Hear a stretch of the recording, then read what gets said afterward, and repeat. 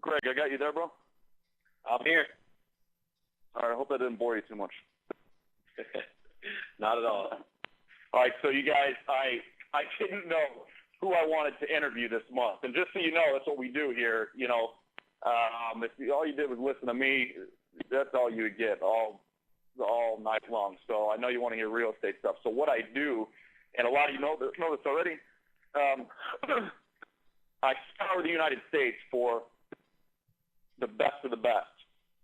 Non-gurus, people who don't have anything to sell, no home study courses, stuff like that, you know, just people out there who are beating the streets, making it happen, you know, the biggest and baddest wholesalers in the United States. So I was running out of people to interview. I'm like, okay, well, who do I know? I couldn't think of anyone off the top of my head, but I haven't interviewed yet. So I called up my buddy Stan Merrill, star of A&E Split This House. All you guys know him, probably have his stuff.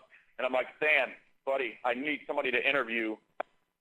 Who is the number one biggest, baddest, ballinest wholesaler that you know in the United States that is not a guru, that is just making mad money flipping houses? And he said, without a doubt, Gregg Cohen. So Gregg actually typed up a little intro. Since I don't know Gregg all that well. I don't really know his past like I do most people. So I'm just going to read it to you. Some of it, anyways. CEO of Progress Home Buyers LLC. He began his real estate investing career at the ripe old age of 23. What are you now, like 27 or something? 26. 26. Unbelievable. Dude, you're light years ahead of where I was when I was 26. Let me just tell you. Began his real estate. How old are you, Preston? What's that? What's that? How old are you, Preston? I said, how old are you? I can't say that. I'm 33. He began his real estate investing career at the ripe old age of 23, even though he had no previous real estate experience and little money to start. Gregg has since purchased over 75 properties and has built one of Jacksonville's biggest home buying companies. Currently, Progress Home Buyers is buying 1 to 2 houses every week. He's been featured in publications such as the Florida Times Union and Investor Insights. He currently serves on the board of directors for the Jacksonville REIA. Outstanding, my man.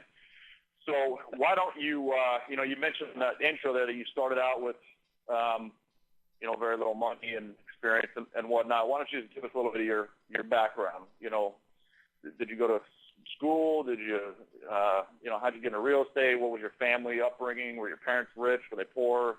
Tell us a little bit of your story. Okay. Well, I went to school at the University of Florida, and I graduated in 2005. And while I was there, I was the type of student that, was so focused on my job after school. I knew that I wanted to get a job at a big company and just work my way up.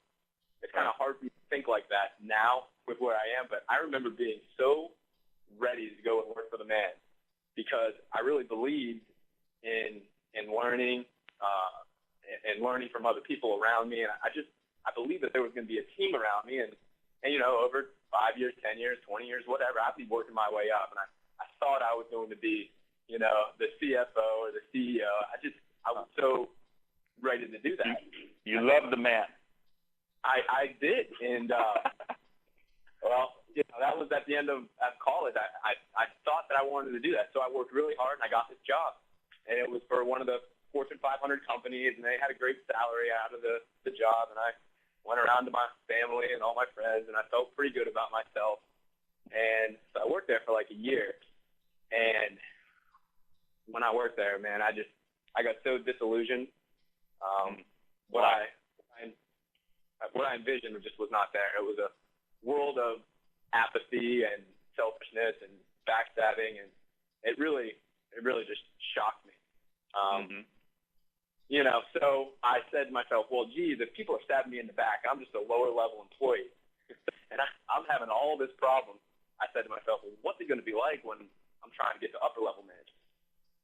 If there's no team atmosphere here, what's it going to be like? So what I did is I came to the conclusion quickly that corporate America was not for me, and the first thing I did after that was I listened to something my dad had been telling me for the longest time that I always ignored, which was start learning about real estate.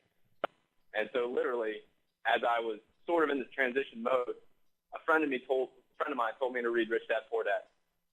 And that book literally changed my life like it's changed the lives of so many other people. Dude, that's the same thing for me. Really? I was clueless until I read that book. Me too. I literally went home that day. I picked it up at like 10 o'clock at night, and I just read it the whole way through till like 2 o'clock in the morning, even though I had work the next day. And I remember the second I put that book down, I said, I am quitting my job, and I'm starting my own real estate investment company. Wow. And that's what I did. Nice, dude. That's awesome, man. So that was what? A few years ago? 3 years? Yeah, we started. I grabbed my one of my best friends, and we started setting goals for ourselves, and they were educational goals and networking goals. You know, read this many books or talk to this many people who've done it before. And so we started doing that toward the end of 2005, and we started our company in 2006.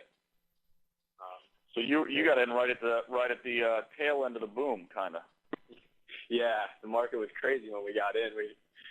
It's much different now. So we got in right at the boom, and it's been interesting, challenging, exciting to see the market change, and we've had to change our business a lot with it over the last three and a half years.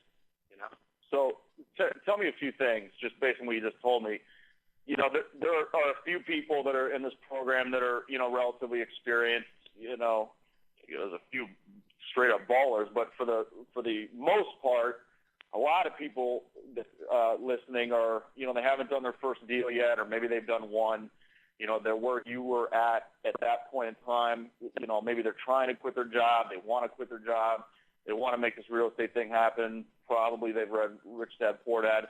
Tell me a couple of different things. The first thing, tell me what was a couple of the most difficult things, biggest challenges that you had to overcome making that transition from, corporate life and that old way of thinking to this new life of, kind of not really very much structure, and you got to kind of write your own rules. And, like for me, one of the biggest things was, for years I had somebody tell me what to do, and now I'm like, I don't have anybody tell me what to do, and I was just kind of floating around. I'm like, dang, it was a huge challenge for me. It was lonely. I went from working in an office with a bunch of people, now I'm out on my own, sitting at Starbucks. Those are some challenges I had, just besides, the challenges of, okay, I gotta go get some money.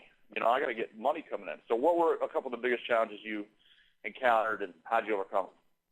Well, I think that challenge that you talked about is a big challenge for everybody, because when you go out on your own, you don't really know what you're doing right off the bat. And the first thing that was tough for us is we didn't have a model to follow. We didn't have a strong business plan to follow. And so the first thing we did was we started investing in ourselves and reading books, which led to going to seminars. Most of them were free. We were really cheap. We had no money at that time. So we went to all the free seminars. And eventually that led to going to a couple of paid seminars. And the best thing about those seminars is we found our mentors, which is Sam Merrill and those guys of Fortune Builders up in Connecticut.